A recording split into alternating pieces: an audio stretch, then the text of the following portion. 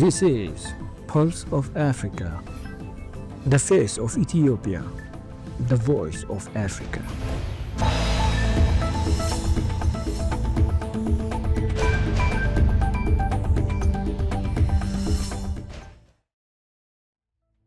Greetings viewers, you're watching Pulse of Africa. I'm Fron Namak, bringing you today's latest news. First, here are our top stories. Burkina Faso Parliament passes law outlawing LGBTQ practices. Sudan extends opening of border crossing with Chad for 4 months. Madagascar officially receives colonial-era relics from France. Now, the news in detail. Burkina Faso's transitional parliament passed legislation outlawing conduct deemed to promote LGBTQ practices, introducing fines, prison sentences, and sanctions for persons convicted, its Justice Minister said. The Person and Family Code law, making Burkina Faso the latest in a series of African countries to criminalize lesbian, gay, bisexual, and transgender activity, also tightens rules on nationality and stateless people. The legislation was unanimously passed by the 71-member transitional parliament on Monday and now awaits the signature of the leader of the military junta, Ibrahim Traoré. The law provides for a prison sentence ranging from 2 to 5 years and a fine, Justice Minister Edaso Rodrigue Bayala said on state television on Monday night. The Sudanese government announced on Tuesday that Adre border crossing with Chad will remain open for an additional 4 months to support the delivery of humanitarian aid to those impacted by the ongoing conflict. The government of Sudan has decided to extend the opening of the Adre border crossing on the Sudan-Chad border for humanitarian aid convoy operated by international relief organizations, starting September 1 until December 31, the Sudanese foreign minister said in a statement.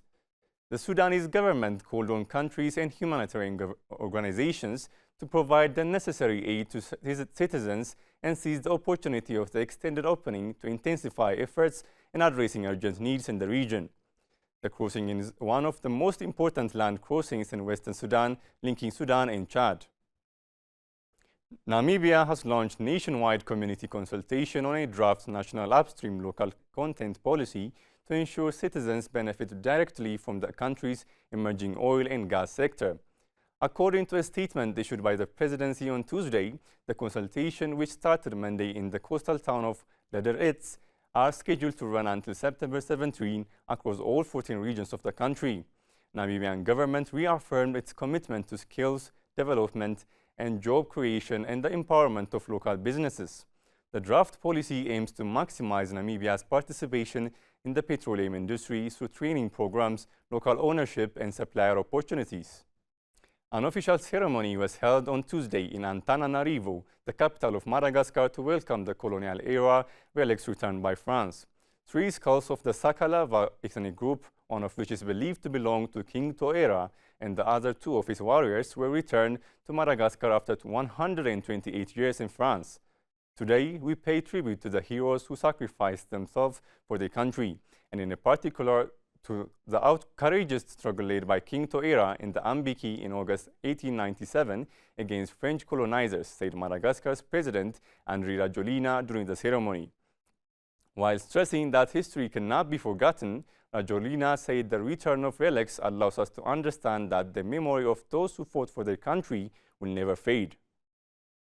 In other news, President Donald Trump on Tuesday dismissed reports on social media that he is in an ill state, saying he was busy over the Labor Day weekend giving media interviews and visiting his Virginia golf course.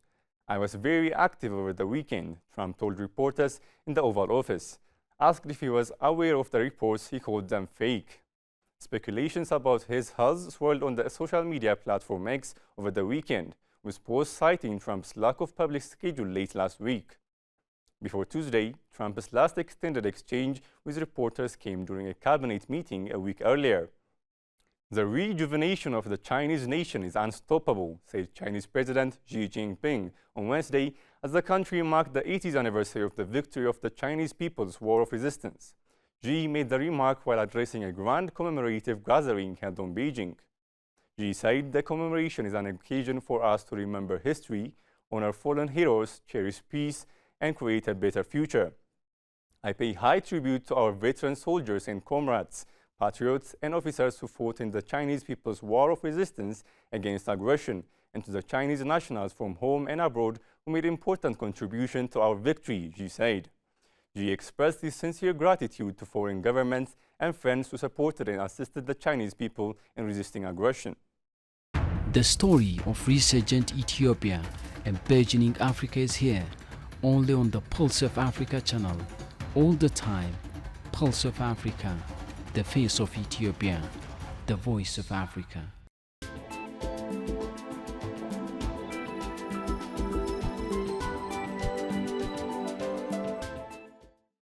Now to business news. The share of global trade done on World Trade Organization terms has fallen to 72% and could fall further amidst the biggest disruption to the international trading system since World War II, the Director General of the World Trade Organization said on Tuesday. Since US President Donald Trump began imposing higher import tariffs this year on most trading partners, the share of global trade conducted under the World Trade Organization's most favored nation terms is down from about 80%, World Trade Organization data shows. The principle requires World Trade Organization members to treat others equally, and the decline has stoked concerns that the 30-year-old organization set up to uphold free trade is being sidelined. We are experiencing the largest disruption to global trade routes, unprecedented in the past 80 years, Ngozi Okonjo-Iweala told Reuters in an interview at the start of her second term at the helm of the Geneva-based trade watchdog. Uganda is negotiating a new round of funding with the International Monetary Fund after a previous one last year, a top Ugandan finance minister official said on Tuesday. The East African country is previously extended credit facility, which commenced in 2021 and was worth about $1 billion, expired last year with only about $870 million of the program's funding being dispersed. Uganda is currently negotiating a new extended credit facility program with the IMF. Ramatangubi, the Minister of Finance Permanent Secretary, who doubles as Secretary to the Treasury, told a meeting of ambassadors according to a Ministry of Finance post on the X platform. The new program, Gubi told the officials according to the post, is expected to be presented to the IMF board after the general election early next year, 2026. Before we close, here is a quick look at the latest global commodity prices updates.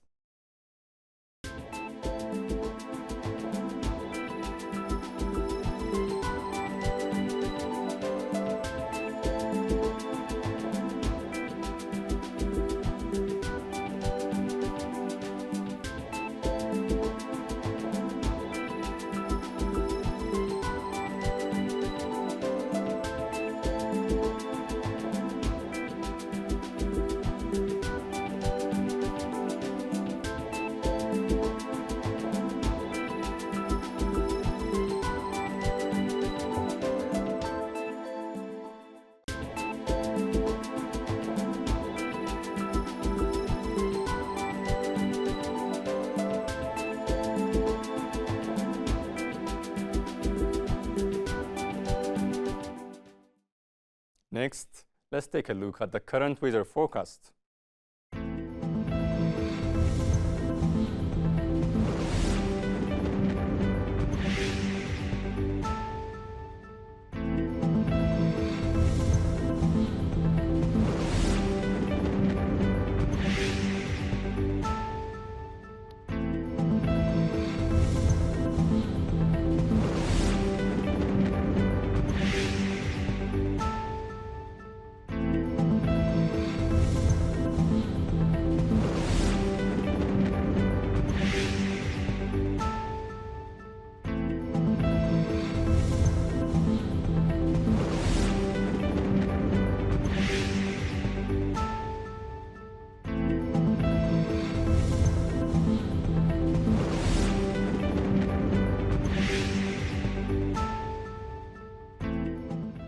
That's all from Pulse of Africa today. Thank you for being with us.